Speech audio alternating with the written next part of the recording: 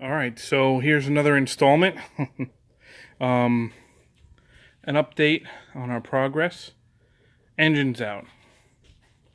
It's on the ground right there, right next to the bumper, which probably weighs almost as much as the engine. There's the replacement engine. As you can see, there's no transmission. There's no transfer case. Transmission is over there, sitting in the corner.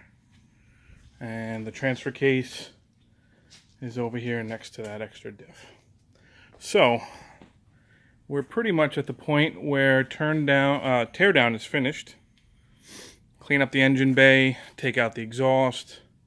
But that's about it. And then it's trying to squeeze this Cummins into this engine bay. Obviously, there's a lot of electronics in here that need to be eliminated. Fuel injection systems, fuel injection computer, lots and lots and lots of lines. I'm not sure. This here is some bracing, cross bracing, and it holds up some skid plating. That probably has to go. We're going to try and leave it. It's done pretty well, so we'll see. But as you can see here, we're pretty much at the end of teardown. Now the fun part begins. We're gonna fabricate some engine mounts. We took some measurements. The Cummins is about 3 inches longer. It's a little wider and quite a bit heavier, but it's a little wider, about 3 inches longer. So it'll fit. The question is, how are we gonna cool it? This has this humongous radiator, and I don't think that's gonna fit. I think that would be that's too big. I was looking online, and I saw some other people who did this. They used like a 3-core radiator out of like a Ford Explorer or a Ford Mustang. You know, I hope it would make it cool enough. Obviously, the one that came with the 4-liter is not nearly big enough, so we're gonna have to see.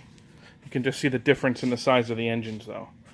This is the 4-liter straight 6 gas job, and this is the Cummins. There's quite a bit of size difference as far as width. However, when it comes to the oil pans, they kind of have the same footprint, and so we're kind of hoping that we can put it in just about the same place. We may have to do away with the front fan, was one of the discussions. Maybe we'll do away with the front fan, buy ourselves that like 3 inches, and then mount the radiator with a electric fan on the outside or something like that. But we also talked about the intercooler. Obviously, here's the turbo.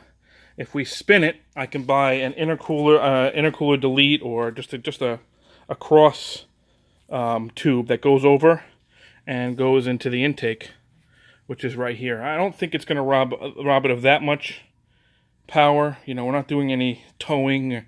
This thing is way overkill for even this big of a Jeep. So that's kind of the thought. I think it'll be a lot easier. I don't know if we'll have room for the intercooler. So, all right, that's it for this installment. I will take another video when we have it kind of swung in, and we'll see where we're at, okay?